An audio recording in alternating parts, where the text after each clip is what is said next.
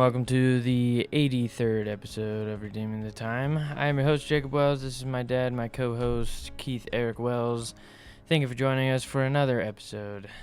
And if you would like to contact us, you can contact us at redeemingthetimepod@gmail.com or on the comments section or whatever it's not comments on Spotify or anything, but you can leave a review, and that's where you can kind of... Be nice. Yes.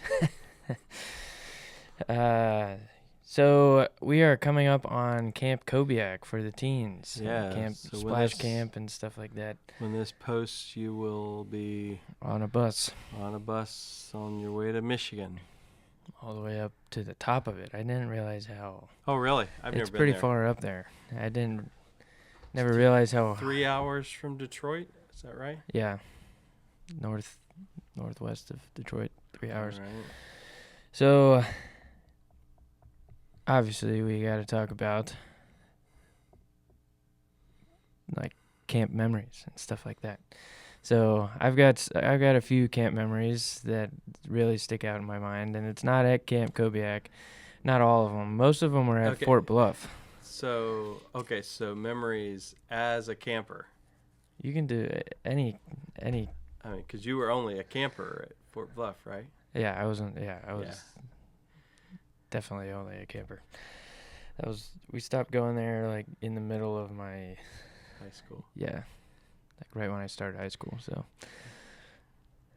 I also went to a camp when we were kids. We growing up at Harrison Avenue Baptist, and then our church split. We were part of this Agape Baptist Fellowship thing, and church, and we went to Seneca Lake. So the Southern Baptists of Ohio, they still have it, camp over in Senecaville, which is like the, mid-eastern side of the state. And they own a camp there. It was beautiful. Not near as big as Fort Bluff, or I've never been up to Kobiak, but Kobiak looks a little bigger too. It's like 70 acres. Yeah, So go ahead. Like so the first one, I don't know if I've told this story or not. I might have mentioned it. Okay. Now, you know it. It's nothing like that. But there was one year at camp where it was just raining. Just rained the entire time. And Which camp? Fort Bluff. It was right. just downpouring the whole time. And this was my first or second time going. And so everything was muddy. But there was one specific spot in the main field in the corner of it that just got extremely muddy. Standing water, mud everywhere. And so I don't even know how it started. But people went back to their cabins, got like their clothes that they don't care about. And we just had a time in that mud pit. Huh? We weren't fighting. It was just like, oh, that guy's not paying attention. I'm going to go tackle him. And so we just saw a bunch of people running in. You didn't want to be in the middle. Like you couldn't get caught lacking. And like some of the high school guys, bigger, like the strong high school guys that played football, they would pick people up and throw them in, and then they would get tackled after throwing. It was just a constant. It was so much fun, and those clothes were ruined. And I threw mine away immediately. Who would have been like the seniors at that time? Corey Rosenbaum, Blake Hayes. Oh, okay, all right, yeah. So football players. Yeah, okay. Yeah, so it wasn't like. Yeah, I can see Blake doing that. Yeah, they were either I think they were seniors, or they were right around that time frame. Like, so what'd you guys do when you were done? Did you all go jump in the pond or the lake? No, we went and showered, threw our clothes away, and showered. Yeah, okay. It was. Those clothes were so gross, and like your shirt was 10 times the length. It was so much fun, and the whole time. Like, there could have been a stick in there. Like, you could land. But nobody cared. It was just like, I'm going to tackle you as hard as I possibly can at this moment. Was this before the cabins, the real nice cabins? No, that was a nice cabin. Oh, boy. Yeah. I couldn't believe when those were built. Because when I was a youth leader at that camp, we were, just normal camp, air conditioned and all, you guys had the plush little. I never didn't have like Oh, I really? always had the nice cabins. We had one camp we went to, and I guess it might have been there, but the bunks were like inset into the wall, so it was really hot, and you'd go in there, and it would like your sweat would just like rest. Ron got pneumonia. Oh, really? In the middle of summer, he got pneumonia because of it. It was crazy. Now the grossest camp story is sort of similar to this. So this is like Danny Cordy, Mikey era when they were young. All right, and one of those cabins. If you don't know the camp, it doesn't matter. When you first come in, it is just sort of a standalone cabin, and they got into we lost the cabin cleanup every day. I mean, it was just it was a pigsty in there. There's dirty clothes laying around, and there was water everywhere.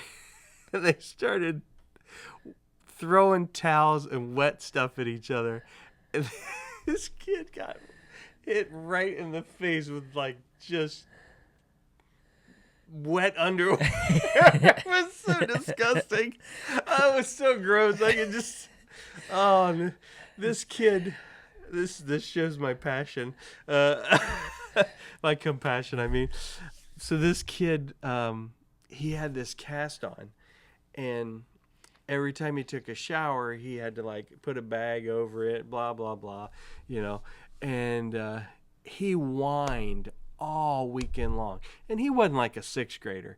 He's like, at this point, he's a junior in high school, and he is whining and whining. And this water fight starts out, and we had like water guns too. I still remember.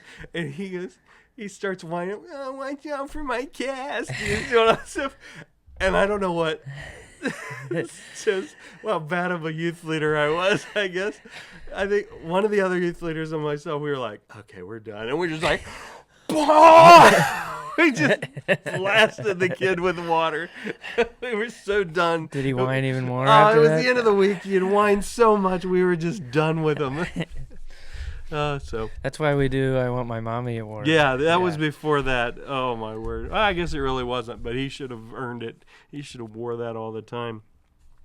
Yeah, the Seneca Lake was... Oh, I'll tell you one. And this tells you where my mind was at that age.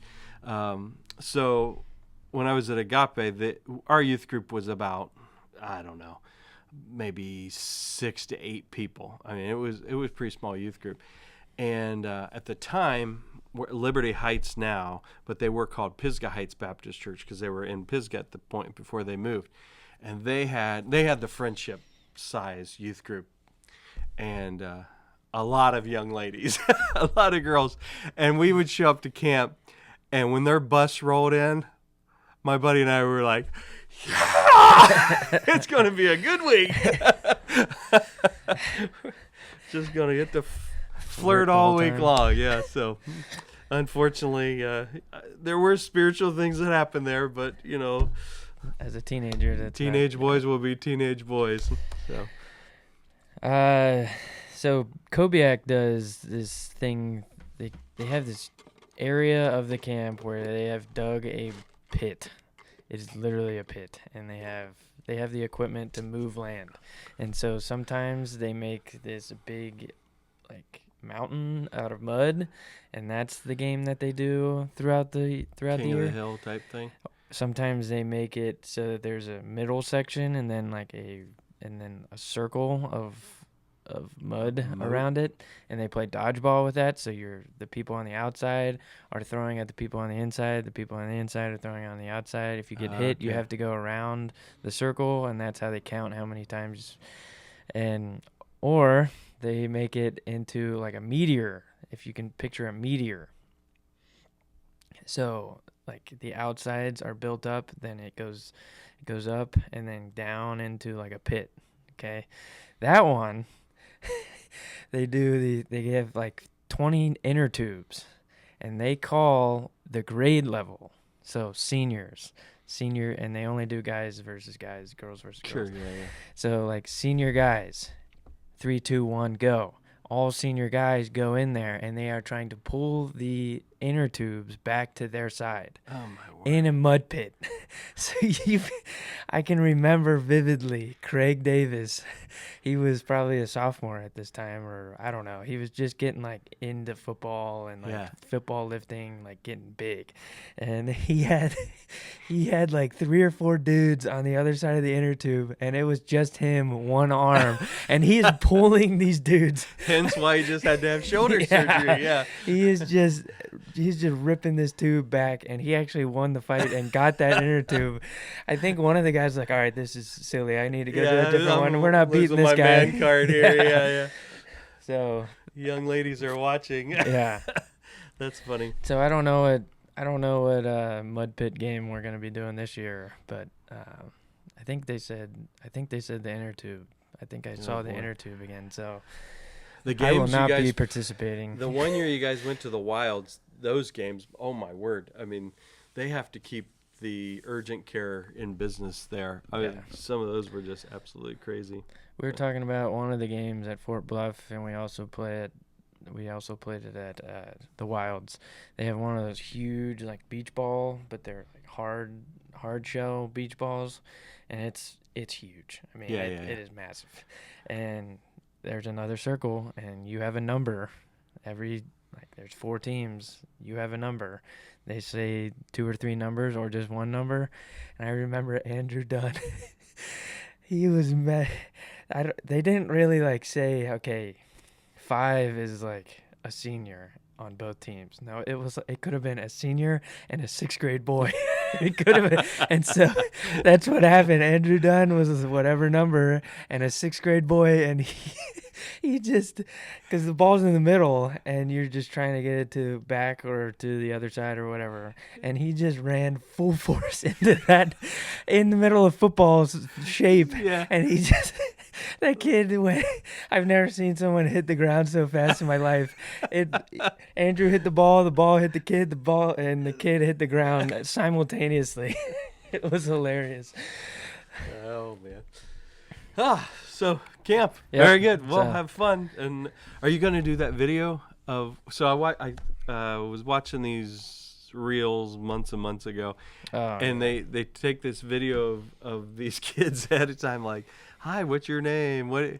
I'm going to. My name's Bob. This is the first day of camp. Yeah. I'm going to camp. And then they took the same video of the same kid afterward. Like, hi, my name. They all look. Their hair is all a mess. They look like they've death warmed over, that kind of thing. So, all right. Well, that's fun. Hopefully, you've been to camp. If you've never been to camp, oh boy, you missed out. Those are fun days. But be praying for our kids. Lot of fun, but also some wonderful messages. Who's the speaker at this year's? Dean Miller. Dean Miller. All right. It's a West Coast. Oh, okay. West Coast Great. guy. They have all West Coast guys. So looking forward to what kind of decisions our kids are going to make. Our little kids are going up to Splash Camp, and they've got a new speaker. Last year was the first year for him.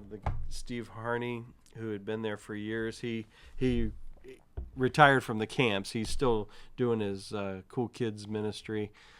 He was spectacular, and he just got. Yeah, that's a long. That's a lot. He did a lot. He did a lot of camps. Those are long weeks. Yeah.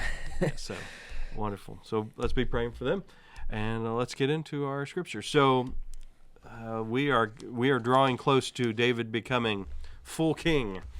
Yeah, I've kind of enjoyed seeing the. So he was a shepherd, then he went into the battle, slayed Goliath, and he's running away, and it's like almost not brutish, but it's not political at all in nature, and he's just like trying to survive and just move around and making mistakes and all that stuff. But now he's getting into more of the political side, as we saw from last week. Chapter. This week is definitely this is the ultimate in this. And so and once again, every time I read this chapter, my view on Abner changes, grows. Morphs. That's probably a better thing to do. So we're in 2 Samuel chapter 3. And so if you remember, there's a civil war going on, if you want to call it that. David has Judah following him.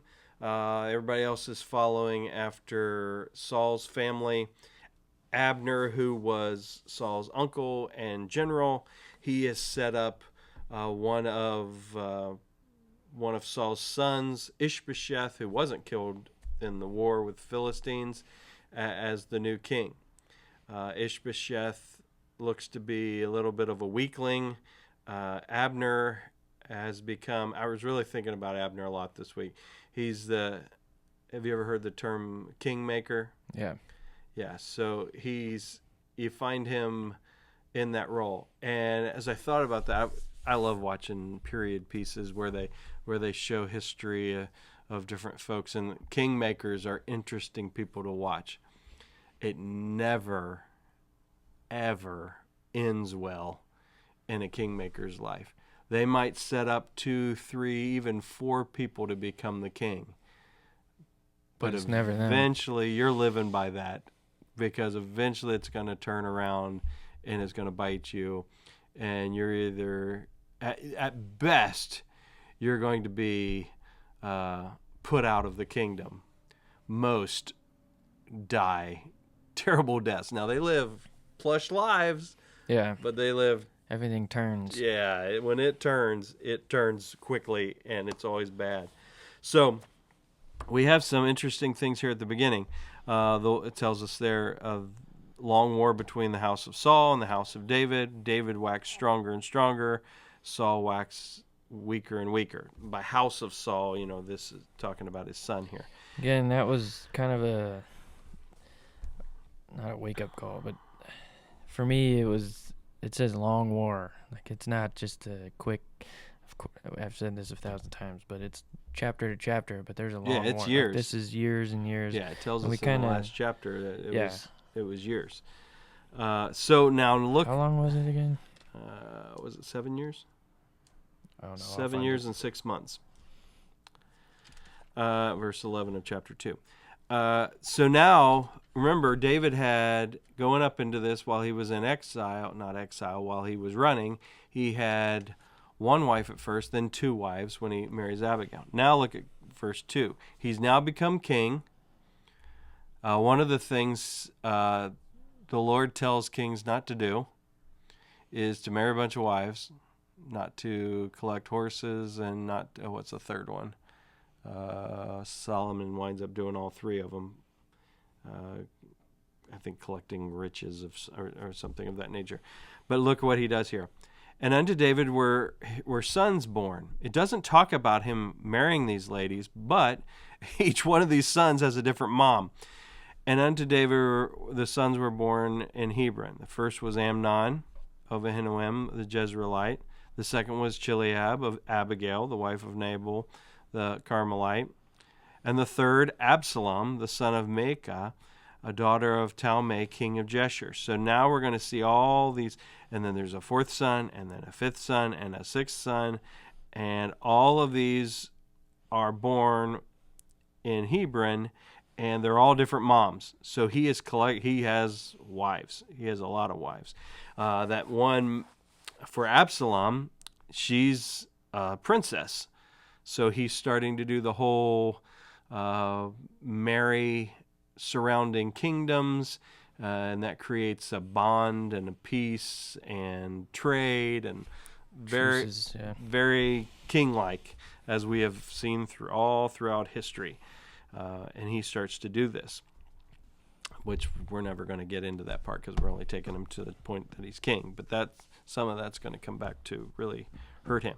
So now we get to Abner. Go ahead. So we see Ishbosheth's immaturity and lack of, I don't even know what the word is. He's just not a king. He lacks wisdom. Yeah. He was not supposed to be the king, and you can see the downfalls of his character and wisdom and stuff like that, because he accuses the kingmaker. Yeah. He accuses The Abner. very guy who put him in power and keeps him in power. Yeah. That's the part he gets a little big for his britches. And so he accuses him of going and taking a concubine, one of Ishbosheth's concubines? No, King Saul's. King Saul's, okay. Yeah, verse 7. And so Abner gets angry. Yeah. He's like, "Are you kidding me right now?"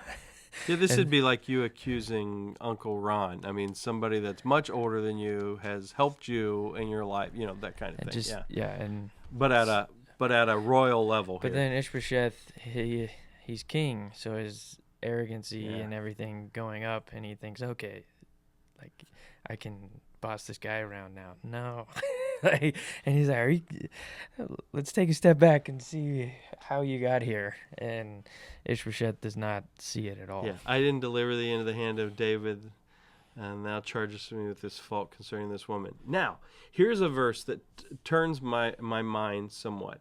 I've always, Abner, he's a guy, he's wanting to keep the nation together, so he sets up a king. That's being gracious-minded toward him.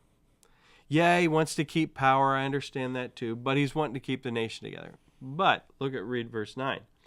So do God to Abner, so he's talking to Ishbosheth about what he's going to do. So do God to Abner, and more also, except as the Lord hath sworn to David, even so I do to him. So that tells me he knows. He knows the Lord has promised David the country. And he's still going against it. And he's going against it. Am I reading that wrong? When I read it, I didn't really think about it like that. I don't think you're reading it wrong. So do God to Abner, and more also, except as the Lord hath sworn to David, even so I do to him. So, yeah, it does read, okay, I know this, I've known this, I've been going against it, and now you've made me mad, so now I'm going to what the Lord... Yeah, so that's the worst reading of it. Maybe the best reading of it is, okay, this war's been going on, and now it's obvious. Now we're reading between the lines here, and it's obvious that God is blessing David, and he's getting stronger and stronger. That's the kindest reading of it. I think he knew, and I don't know, but he's the kingmaker. He has the power behind him. And he's going to translate or move the kingdom from the house of Saul and to set up the throne of David over Israel and over Judah from Dan even to Beersheba. And this Ishbosheth could not answer Abner a word again because he feared him.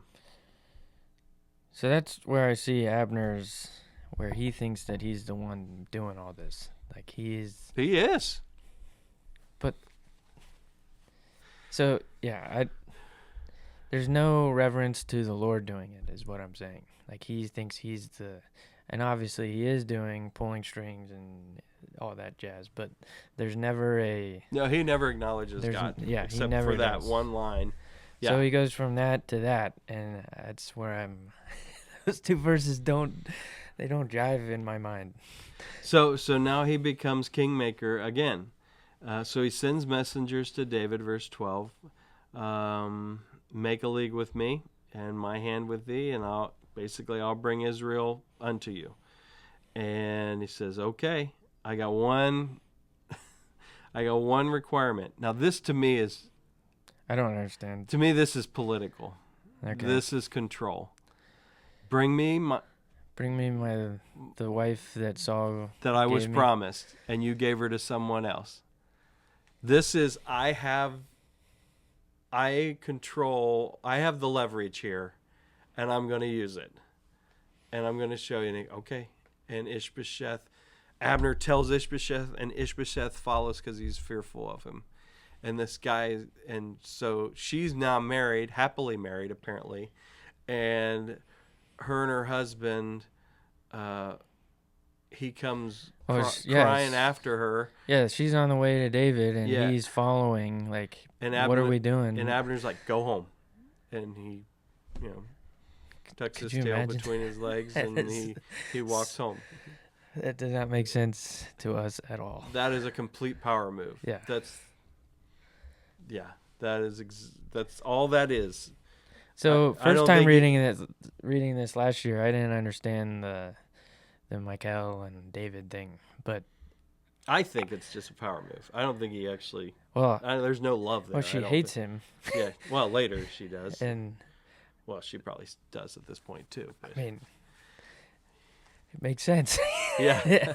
I don't know. It makes sense. Why Yeah. would you? Yeah, that would be very tough.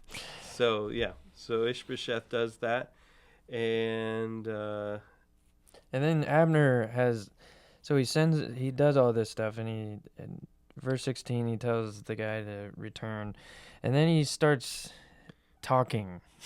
That's the best. this is what He he starts lobbying, I guess. Yeah, that's a good term. Yeah. He's lobbying for now his cause, not for Ishbosheth, but now for David. Okay, join me in this new endeavor. Join me, like, we're going to be following David now. And he's going from town to town, and he's saying he is politically lobbying people together to get He sought on the for same David page. in times past to be king over you. Now, then do it. So he's using their own words, their own desires. Yeah. And come on and follow me. So he is being kingmaker again. Why? Does he really want to unite the nation? Or is he just, Does he want to unite the nation, or is he just so upset with Ishbosheth? Well, or he just sees Ishbosheth as the idiot for who he truly is, the weakling that he is. Yeah, is it like, And why did I make him king? right, yeah. This is untenable. This is not going to work. We're going to have to I need another king. So let's go with David. And let's get on the same side as him. Yes. Now. He'll make a league with me. I'll keep power, and he's an old man at this point. So yeah, interesting. So the kingmaker, now he's on his third king, and David does. David follows suit. He brings 20 guys with him, sort of an entourage. I assume from different tribes, and he speaks to all of them. Well, it just says David sent Abner away, and he went in peace. So is that kind of?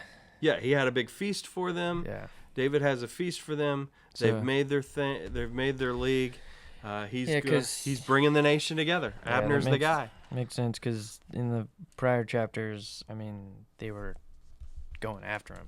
Right. David and his men. So then what happens? We get to David's version of Abner, Joab, his general. The loyal. He's somewhat younger. He is less polished, more impulsive. Good general. Good general. But he's still a general. Still a guy looking out for number one many times. And in the prior chapter, he's trying to kill Abner, and he gets away because he had the high ground.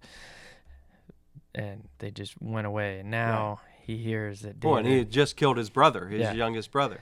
And now he just hears that his king just had a feast with him while he was away. And sent him away peaceful. What are you... So his position is possibly at stake.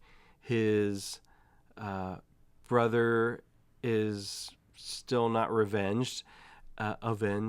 And, so Joab goes behind David's back, sends out messages supposedly from David.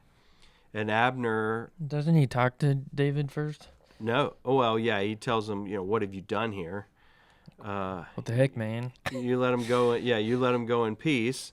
Verse... When we were just trying to kill 23. him. Yeah. So, I mean, for David, this is a big deal. This is what he's been promised his entire life since since Samuel anointed him, that he was going to be the king over Israel. And what Joab does puts that in jeopardy. So this is not a minor thing that happens here. Politically, this is very thin ice. And so he draws him back deceitfully. Joab takes him aside, and Joab draws him back. Yeah, Joab draws him back, and he stabs him under the fifth rib. Meaning, he kills him. Verse 27, for the blood of Asahel, his brother. And when David hears this, he has to jump into action. Is he really sad that Abner died? He has a respect for the position, I believe, more than anything else here, that this was a leader of the nation of God. Just as when King Saul was killed, there was a love for God's anointed. And we start to see this divide of a godly David and the people that are in his life that he allows to work and be there. That's messy. Yeah, it is. It's very messy. We all have that in our life, where there's some relationships that are just messy, and you're like, how do I handle some of these situations? And he tells the people, this is on Joab. This is on Joab. He strips his clothes, rends his clothes. Doesn't strip his clothes. He rends his clothes, and he tells everybody else they have to as well. He is trying to show the leaders of Israel, this was not me. Well, you think about it, Abner just got him on the side to go to David, and now this deal could David's just break man through. just killed that guy that just did that. So what in the minds of those people that just joined that cause, or Abner, they believe. I'm sure many thought David killed Abner. So he does all these things where he won't eat until the sun goes down, and that he laments and mourns Abner, and has all these things, and the people see this and they believe him. And I think it was real. But and I am this day weak, though anointed king, and these men, the sons of Zeruiah, be too hard for me. The Lord shall reward the doer of evil according to his wickedness. So that's what we got. Yeah. And next time we get to see what happens in the land of. I think next week is the last one, right? Or are we gonna go 5? He becomes king in chapter 5, so we'll end on that one and then move to something new. All right. Let us know. I've gotten a few people put in recommendations on what they want us to do next. Where we should go next. The main one has been Revelation. So I told both of them that's short not, study there, right? Yeah, that's not a one that you just. Oh man, alive! How do you do that without visuals? That's I'm a visual guy when it comes to that. We'll figure it out. We will have people that will disagree with us constantly, and we will probably disagree with ourselves in 10 years. All right, so this last segment, I don't know how long this will be, but it's just something on my mind lately, and something practical that everyone has experienced, because we've all done this. And so sometimes we want to just have a conversation with each other about, okay, this is, I'm going to ask you a question, kind of what we've been doing, and with this segment where I have a question, and I want to hear your wisdom and your experience on this stuff. Okay. And so the one that's been on my mind is, what do you do after a mistake, or after you've made a series of mistakes that have led you to a point where the Lord is speaking to you, and you almost feel. We're talking sinful mistakes. Yes, not just I forgot to do this thing that no one will remember in a year, but something that could be life-changing, it might be life-changing, and you feel almost, not trapped, but you feel, okay, what I'm doing now is not what I should be doing. And where do you go from there? So you have the realization, okay, I made a mistake. I can't continue doing this. Where do you go from there? And so I heard a quote, I think it's from Mere Christianity, that's C.S. Lewis, right? Yep. About progress. So you want to progress. So it's the point where you want to progress. So where do you go? What is progress at that point? And the quote goes something along the lines of progress is sometimes going backwards. So you've gone down this path, the wrong path, sometimes going back down the path to go to the God's path for your life. Okay. So progress is sometimes moving backward. Okay. And so what are your thoughts? Yeah, I mean, you face high school students, and we talk to college students, and we talk People, to my buddies. your buds, people just in general. I mean, it's just part of life. There's first is, admitting that, confessing that to God. Yeah. What's the difference between that? Yeah, sometimes, admitting is, Yeah. okay, I got caught. Confessing is an actual repentant where I want to change, turning from this.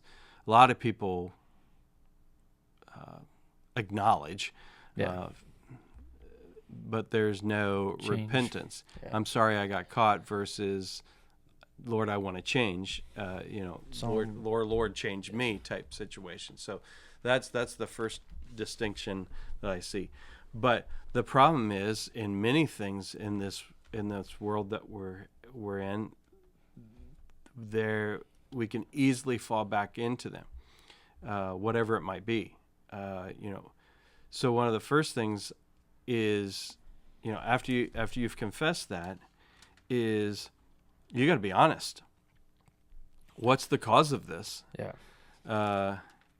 And don't just say, "Oh, I'll do better." You have to set up boundaries in your life. Yeah, Not how close can I get to the edge? No, literal boundaries that keep you away from those types of things, whatever it might be. Because most of the time that I've seen is, oh, I'll do better. That mindset is what got you to that point, because you're trying to do it on your own, and you cannot do it on your own. Your flesh will always, your flesh will win. It will break down. You need to. I'll just throw out multiple. Maybe it's something on your phone. You need to remove that app. You need to put the phone in a spot where you can't get to it in certain hours of the day. You need to have computers in open spots. You need to have, if you're married, accountability with your spouse. You need to have boundaries that, if it's a dating situation where we're not alone in the house or in the car, beyond just driving, you name it. There's things that we can put. If it's, there's an addiction issue where, I'm not talking drugs type of addiction, but, maybe it's a gambling thing, or it's I'm putting parameters in place, and I am finding, and I'm willing to admit it to someone else, to where I can have someone that can hold me accountable. I have confessed this to the Lord, and I have put boundaries in place that are going to keep me from doing this. I mean, it's pretty similar to, if I can't stop eating Twinkies, I'm not buying Twinkies and putting them in the house. Or if the kids have to have Twinkies, they don't, but, something stupid like that, I've put them in a spot where I can't get to them. Something, I know that's a silly example, but I'm using that as an extreme. So, yeah, I think accountability is one. Honesty. Yeah. Where it's coming from.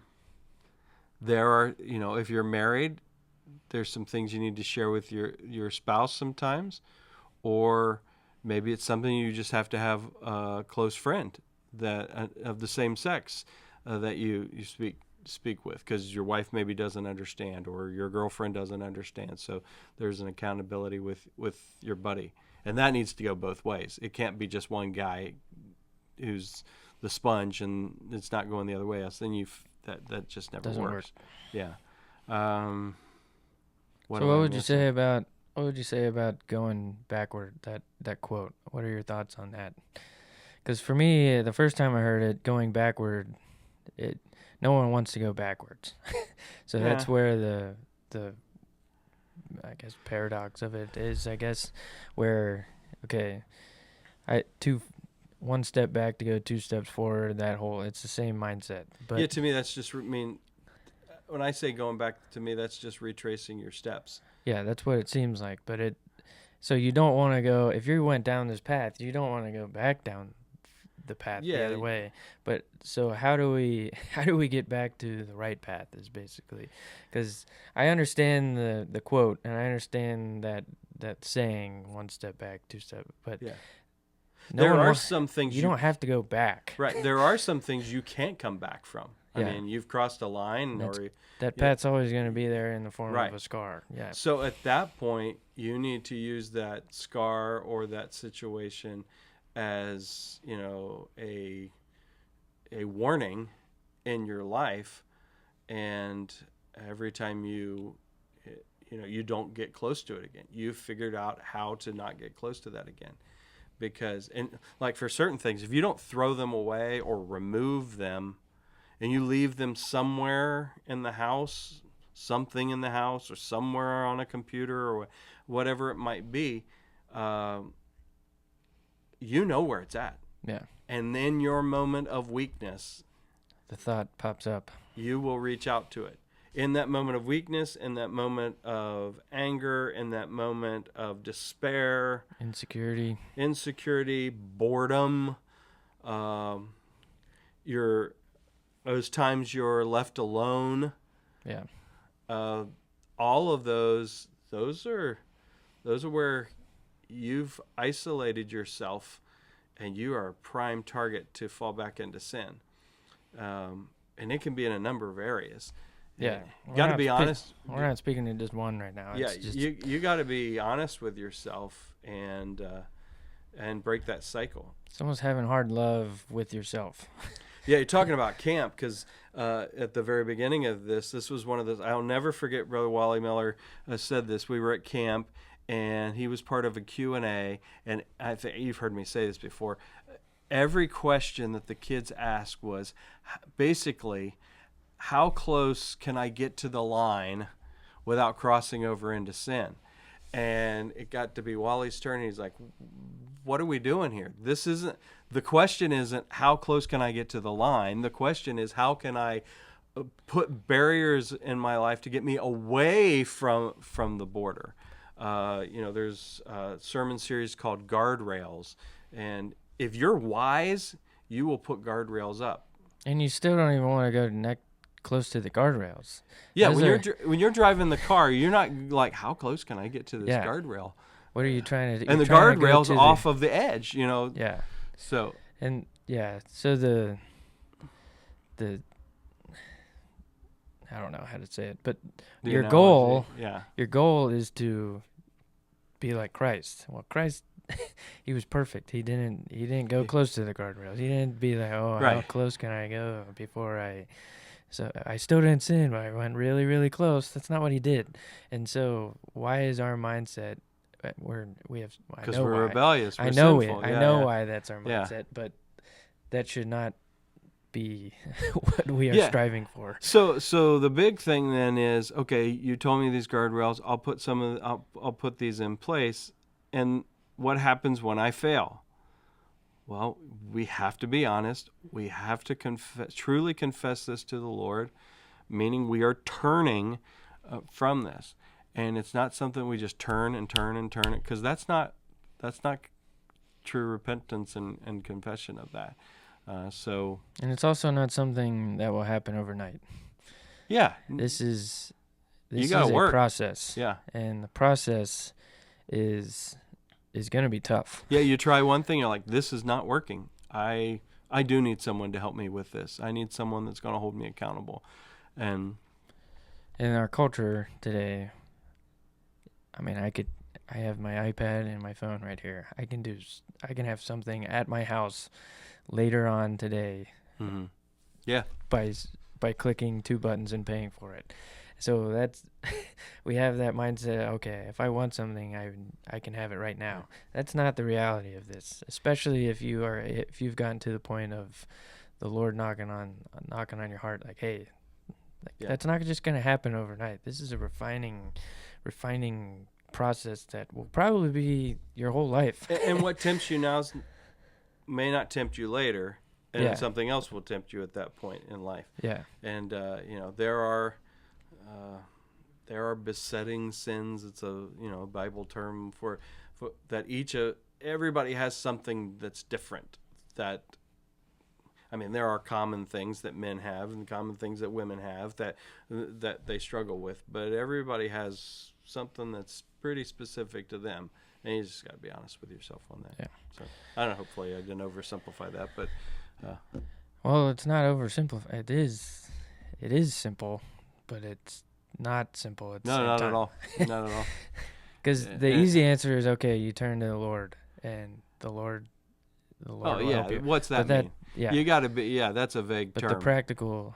But there is the reality that Jesus Christ died on the cross, died on the cross, rose again, and forgave you of your sin, and that your sin, your past sin, your sin now, and your sin, and we went over that a while ago, where it's not like, okay, now I can't sin anymore, but like, if you ask the Lord for forgiveness, he will give it to you. Now, that doesn't mean, like Paul says in, I think, Corinthians, okay, now I can go and sin, and whatever I do is fine because the Lord already forgave me. But there is, like, I have made mistakes in my life, and you still love me, right? As my dad. Right. There was some hard love. we can go into that, but you still love me, and there's still that I am your son. Right. You are my dad. And that is the same thing with our Heavenly Father, where you have made a mistake. Yes, this is going to hurt. Most likely. You have sinned. There's going to be some hard love. It's going to be tough, but you are still God's son or daughter. And you want that relationship restored. And he still loves you. Right. And that is still a reality if you are a Christian. But that's why he convicts, because he does love you. Yeah. Because he wants what's best for you. Yes. And that's why he will bring chastisement if need be to correct you. Yeah. And what I found in my own life, when you don't have that, that's a problem. Yeah. That's when you got to start questioning. Yeah. What I found in my own life, and with a few people that I haven't counseled too many. I've just started. Sure. But is forgiving yourself, when now that can be taken to that's the self-help book thing. That's a completely new other question. But yeah, the whole allowing yourself to be beat up by guilt. If you for just something beat you've already yourself been up, then you're forgiven. never gonna grow, because you are the one cutting yourself down. Yeah. And the Lord has already the Lord has forgiven you. I could never do Yeah. Look what I've done in life. Well, yeah. Well, nothing would get accomplished in the Lord's work if that was the case. Yeah. Yeah, that's not what the Lord speaks about in the Bible. That's a good place to end on. Good So. deal. All right. Take us home. All right, I got a joke. Hold on, I gotta pull it up. Do you have a joke? Oh man, I had one. I don't think I saved it though. It was pretty bad. Those are the best ones. Yeah, All no, right. I didn't save it. Uncle Ron. Oh, another Uncle Ron one. Here we go. This one actually made me. I had to read it twice because I read it. I think he sent it. We were in Peru, so I didn't get it. And then it was like 3:00 in the morning type of thing when I finally read it. But what happens when a microscope crashes into a telescope? Oh boy, what? They kaleidoscope. All right. That one was good. That's That one good. got me in the bus at 3 o'clock in the morning or whatever it was. Very good. Well, you guys have a great week, and be praying for Jacob and the teens at camp and all our other leaders and the little kids as well. I hope you guys have a good week. Love you. Bye.